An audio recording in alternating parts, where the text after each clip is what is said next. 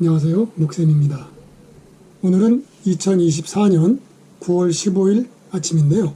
특별히 이번 주 화요일이 추석입니다. 모든 분들이 넉넉하고 풍성한 한가위가 되시기를 진심을 담아 기원드립니다.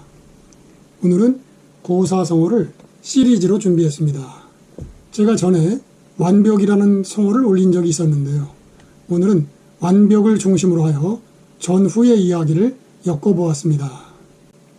이야기를 시작하려면 먼저 화씨지벽을 알아야 되고 이어서 완벽귀조 그리고 하자 끝으로 옥새로 마무리하려고 합니다.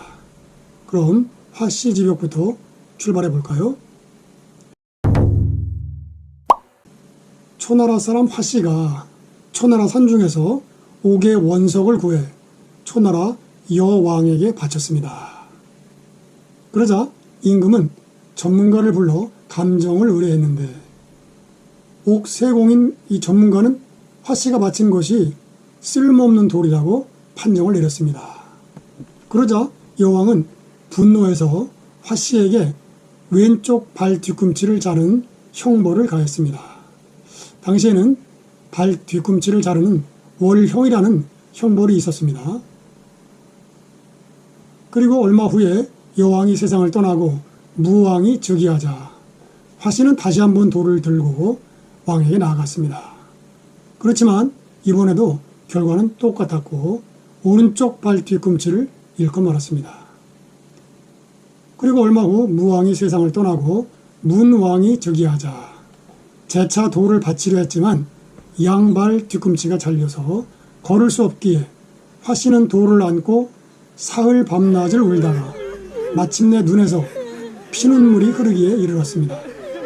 이 이야기를 전해 들은 문왕은 화씨를 불러 물었죠. 초나에 월형을 당한 사람이 한둘이 아닌데 너는 왜 그렇게 슬프게 우느냐 하고 물었습니다. 그래서 화씨는 발을 잘려서 우는 게 아니라 보옥이 돌이 되고 정직한 사람이 거짓말쟁이 취급받는 것이 슬퍼서 우는 것입니다 라고 했습니다. 그러자 문왕은 장인들에게 이 돌을 한번 다듬어 보라고 명했더니 과연 눈부신 옥이 모습을 드러냈습니다. 화씨의 정성에 감동한 문왕은 그에게 대부에 준하는 복록을 내려 여생을 편히 살 수 있도록 해주었다고 합니다. 이것이 그 유명한 전설의 화씨지벽인 것입니다. 이 화씨지벽은 여름에는 시원해지고 겨울에는 따뜻하고 밤에는 빛을 냈다고 합니다. 그리고 벌레도 가까이 하지 못하는 천하의 명물이 나타난 것입니다. 다음은 이어서 완벽귀조라는 고사성어입니다. 우리가 보통 완벽이라고 줄여서 쓰는데요. 본래는 완벽귀조입니다.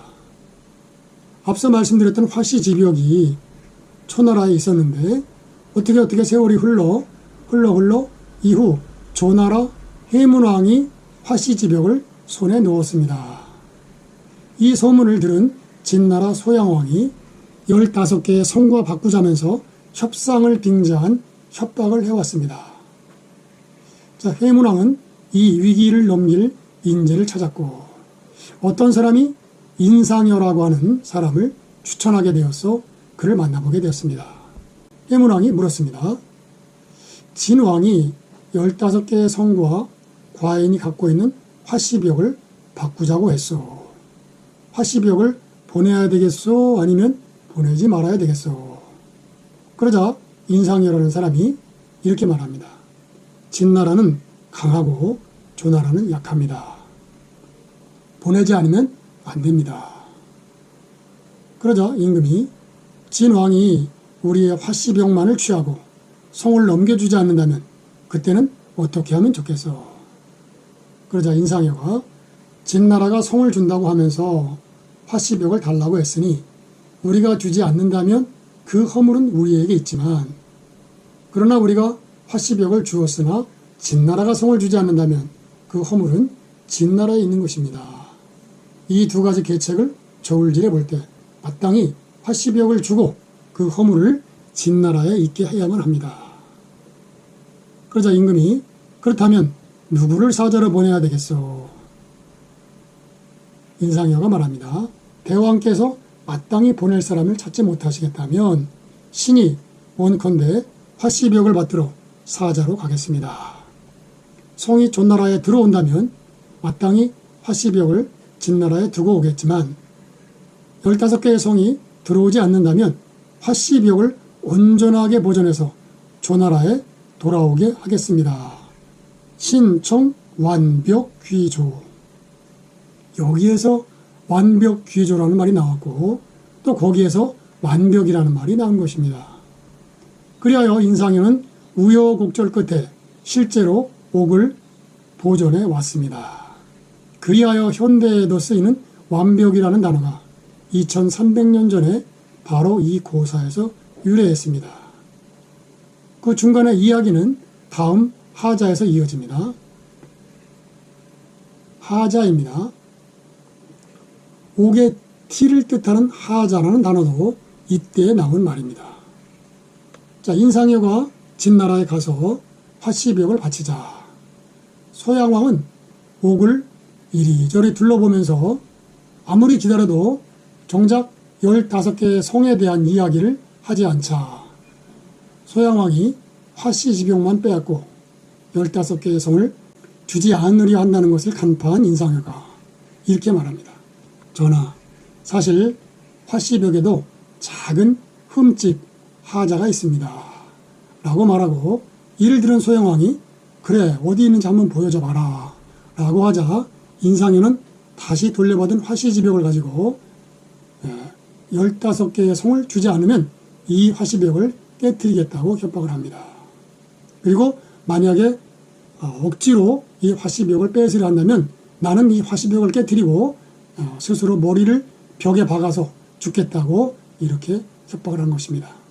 여기서 흠집하, 흠집자라는 글자의 결합어인 하자가 나온 것입니다. 결국 진나라 소양왕도 인상여의 지혜와 용기에 감히 어쩌지 못하고 화씨벽이 깨질까봐 전전긍긍하며 인상여의 말을 들을 수밖에 없었습니다.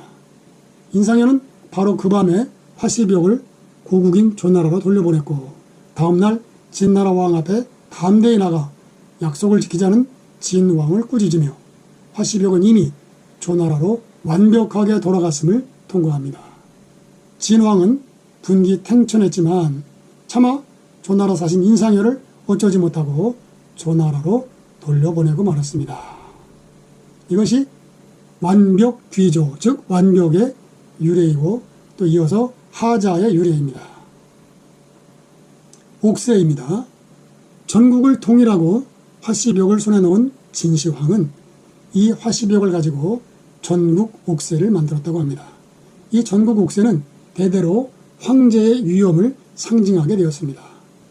이 전국 옥세는 진나라, 한나라, 삼국시대, 위나라, 진나라, 남북조, 수나라, 당나라까지 이어지며 거의 1000년에 이르는 세월 동안 오래도록 전해져 오다가 후당이 멸망할 때 이종가가 현무르에 불을 지르며 함께 소실되었다고 합니다. 이상으로 화씨벽으로 시작하여 전설의 옥세까지 살펴보았습니다. 도움이 되셨기를 바랍니다. 들어주셔서 감사합니다.